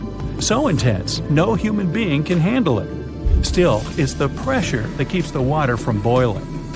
Ocean depth is on average 2.3 miles. Light waves can still enter at 3,280 feet, even though it's in a very small amount. So all the mysteries hidden below that point remain in total darkness. The actual illuminated part of the ocean goes until 600 feet. Even though the sun gives us light, most of our planet is dark all the time. It's all because of the oceans, covering over 70% of our planet. The loudest sound that came from an ocean, and of the loudest sounds ever recorded, came from an ice quake. It was so loud, researchers picked it up by sensors more than 3,000 miles away. There was a seismic activity that made frozen ground break down. The Antarctic ice sheet is bigger than the continental part of the United States and Mexico together. A big iceberg from Antarctica holds over 20 billion gallons of water, which could make a 5-year water supply for 1 million people. Humans can generally drink sea ice, although we can't drink sea water. As time goes by and the ice ages, the brine trapped between ice crystals drains out. That way, ice becomes fresh enough to consume it. If all the ice sheets and glaciers we have on the Earth melted at the same time, the sea level would rise another 260 feet, which is just a little shorter than the Statue of Liberty, the height of a 26-story building. Clams live long enough to tell us more about oceans past. Ancient mollusks can live for more than 500 years. To learn more about a tree, you can use its rings to see how old it is. To learn how old a mollusk is, you can examine its rings within the shell and tell. This is also how scientists get information about the ocean, climate, and whatsoever. Clams can help take a look at what happened about 1,000 years ago. The Earth doesn't have 4 but 5 oceans now. The new one, called the Southern Ocean, was officially recognized only a few months ago. It borders the Atlantic, Pacific, and Indian Oceans, so scientists couldn't agree if it's really a new ocean or just part of the colder regions of these 3. We don't only divide oceans on maps, each has different conditions for unique marine species. For example, the Southern Ocean has leopard seals, orcas, minke whales, emperor penguins, and other animals that live in cold icy seas. It's also home to krill, small creatures that look like shrimp and are food for many bigger animals that live there. Life on our planet started about 3.5 billion years ago. I wasn't around then. It's still a mystery how and when exactly, but some theories say life could have first emerged in the depths of the ocean. A few years ago, scientists found microscopic tubes and filaments within rocks formed about 4 billion years ago. These rocks are fragments of ancient oceanic crust. Also, these tiny tubes and filaments are similar to microbes that can still be found on hydrothermal vents in deep parts of the ocean. The idea is these living cells found conditions to stay alive in tiny rocky pores inside the chimneys of those vents, and started the amazing adventure of the evolution of life on our planet. If all the volcanoes on Earth suddenly erupted together, it'd be loud. We'd also have around 1,500 of these formations bursting at once. Now normally it's just 10 to 20 volcanoes that are active each day. But what would the world look like if they all blew their tops simultaneously? Geologists think it wouldn't be pretty. Even if only the land volcanoes erupted together, it would set off a chain reaction way worse than anything we've ever seen before. The two big problems would be ash and volcanic gases. While the explosions in lava would be damaging for people nearby, the real danger lies in what happens next. A thick layer of ash would cover the planet, blocking out sunlight completely. No sunlight means no photosynthesis, which means crops would fade away and temperatures would drop considerably. And all this ash cloud could remain in our atmosphere for up to 10 years. Now, ash aside, there's also acid rain to worry about. Volcanic gases like hydrochloric acid and sulfur dioxide would mix with the atmosphere and fall back down as acid rain. This type of weather would harm the groundwater and ocean surfaces. Even if humans would find a way to survive up to this point, we'd have no corals and no other sea creatures around. Scientists have seen similar events in Earth's history at a smaller scale. Big volcanic eruptions have been linked to mass extinctions. When Mount Pinatubo erupted in 1991, it cooled parts of the world for 2 years. But the extra carbon dioxide from these eruptions could also heat the planet, the same way we turn our stoves to broil for that extra crispy layer on our casserole. Geologists also mentioned that there's evidence in our atmosphere that stuff like this may have happened in the distant past. During the Cretaceous period, carbon dioxide levels were way higher than today, which made it difficult for marine life to thrive. Who would survive all this? Probably just some extremophiles, these organisms that survive in harsh conditions like hot springs or deep undersea vents. As for humans, we could all lay low in underground bunkers until things clear up, or build multiple space stations that could fit us all. Yeah, right. The chances of all volcanoes erupting at once, though, are very slim. Whew! That's because there isn't one giant source supplying all the volcanoes on Earth. Each one of these openings has its own deposit of magma, except for a few cases where they indeed share the supply. For example, in 1912, Nova Rupta in Alaska erupted alongside another volcano sharing magma. Scientists have also found evidence of magma hiding under volcanic areas, like under the Taupau volcanic zone in New Zealand. This magma can spread out horizontally for long distances, but is still just a local feature.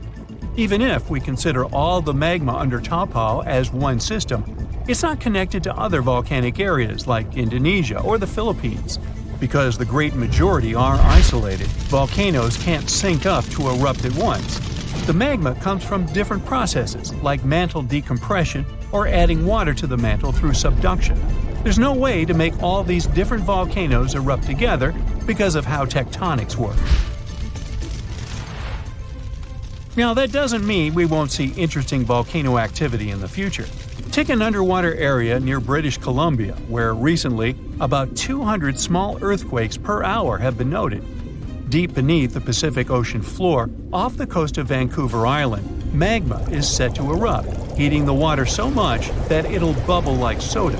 However, this event will likely go unnoticed by anyone other than scientists. The anticipated eruption will most likely happen around 3 miles below the ocean surface. Scientists explain that the earthquakes range from negative to 4.1 magnitude, meaning only those nearby would feel any tremors. This unusual activity gives us a rare opportunity to study how the Earth's crust forms. The magma beneath the ocean floor is estimated to be almost 1,500 degrees Fahrenheit, but will cool rapidly upon eruption and contact with water. This runny rock will solidify upon contact with the seafloor, turning black quickly. This event will be useful for biologists too, who will have the opportunity to study the marine animals' response to any changes, like run! Antarctica, often seen as a vast icy continent, also holds a volcanic surprise beneath its frozen surface. Researchers have identified over 130 under the western ice sheet alone, making it the largest volcanic region on Earth. Most of these volcanoes, about 90, were only recently discovered in 2017. But could any of these Antarctic volcanoes actually erupt? Well, it depends on which volcano we're talking about. While these formations are relatively young in geologic terms, it's hard for scientists to tell if they're still active or not. There are only two confirmed active volcanoes in Antarctica, Deception Island and Mount Erebus. The latter, standing tall as the highest peak on the continent, has been continuously erupting since at least 1972. It's known for emitting gas and steam, and sometimes even throwing out rocks in what are called strombolian eruptions. One of its most notable features is a persistent lava lake in its crater, a rare phenomenon due to specific conditions needed to keep the surface molten. For instance, it's fueled by a steady supply of magma from deep within the Earth's mantle. This continuous inflow of molten rock provides the material for the lava lake to exist. It also features low ambient temperatures. Despite its location in Antarctica, Erebus has relatively mild temperatures in its summit region because of the heat generated by the volcanic activity. This allows the lava lake to remain liquid rather than freezing over. Deception Island, another active volcano, last erupted in the 70s. While it's currently not showing signs of imminent eruption, it's being monitored closely for any concerning activity. Apart from these two being confirmed to be active, Antarctica is dotted with fumaroles, openings in the Earth's crust that release gases and vapors. Sometimes these fumaroles can create icy towers reaching heights of 10 feet.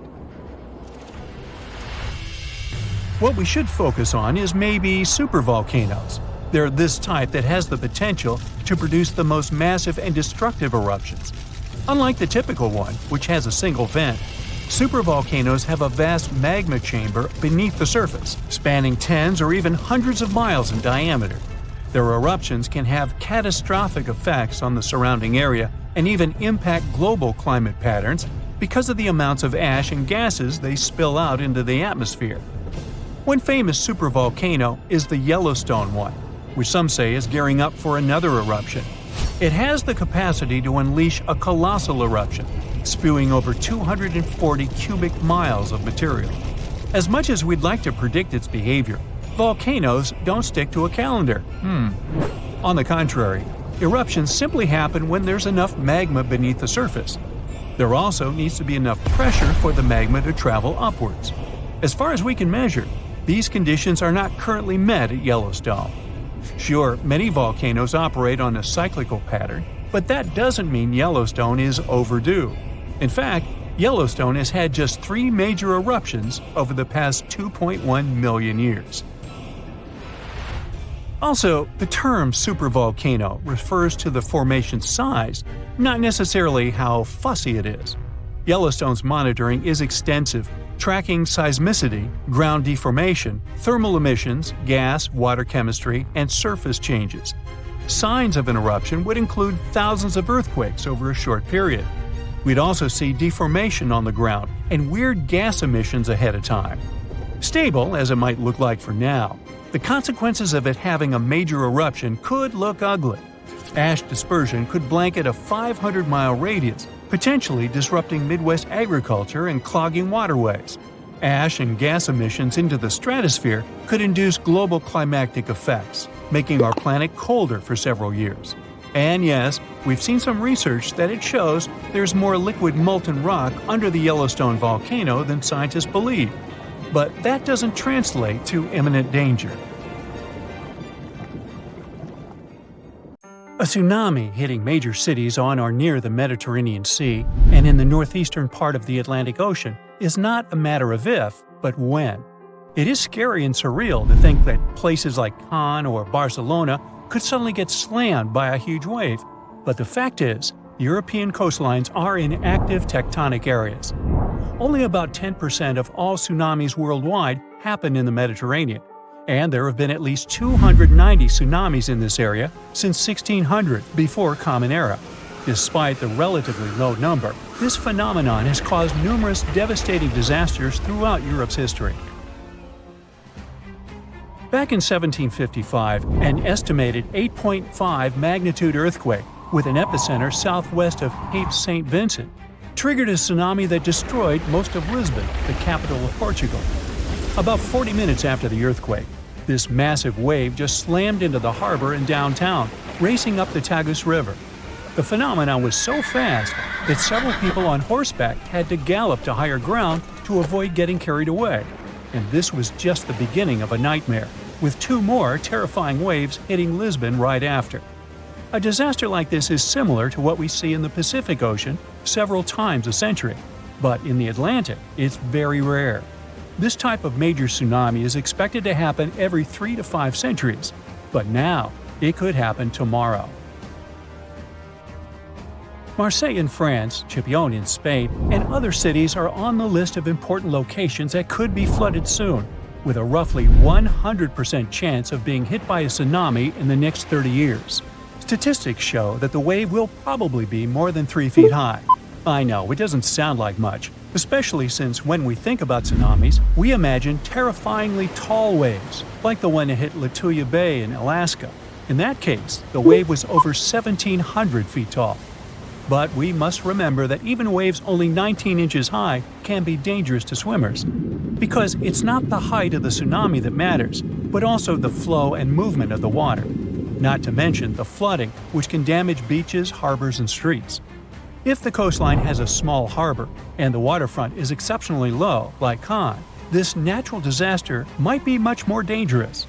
Tsunamis around 6 feet high can lift cars off the ground, while smaller waves can create walls of water traveling at 40 miles per hour. Plus, there are these smaller events that might not wreck everything, but still can cost a ton of money. For example, large sandbars that move around on the ocean floor, like sand dunes shifting in deserts. They can mess up pipelines or deep-sea cables for internet and communications, and that ends up costing businesses and governments millions of dollars.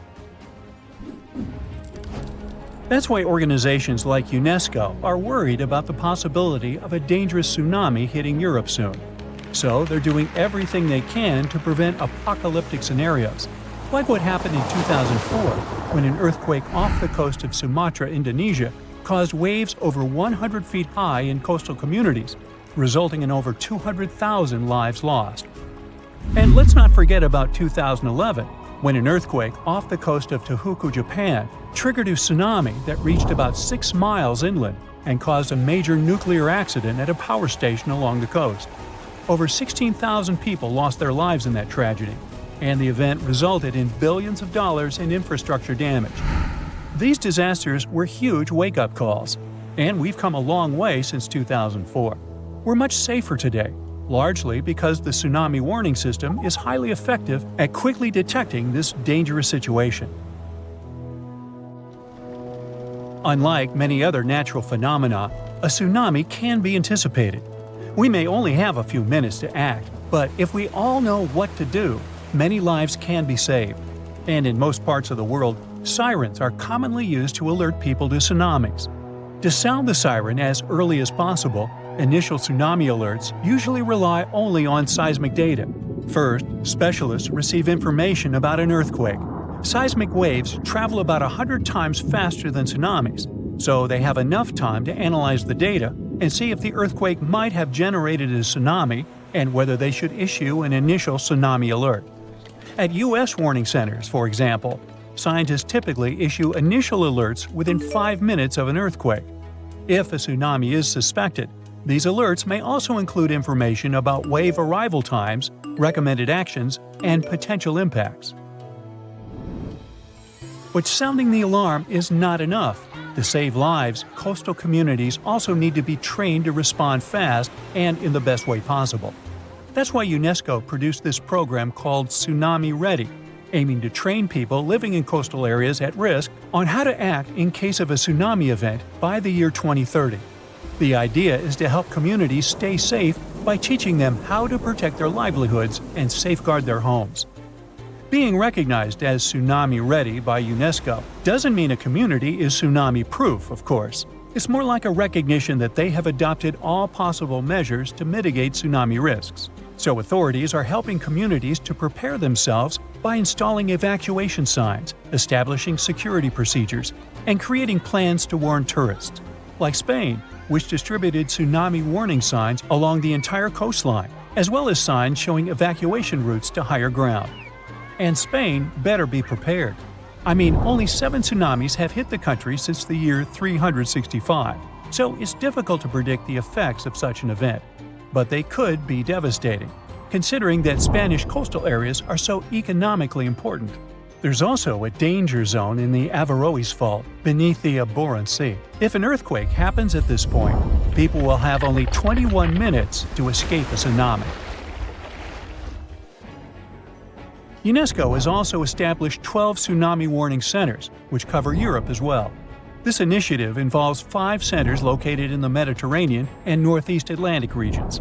These centers can save thousands of lives because they monitor ocean disturbances 24/7.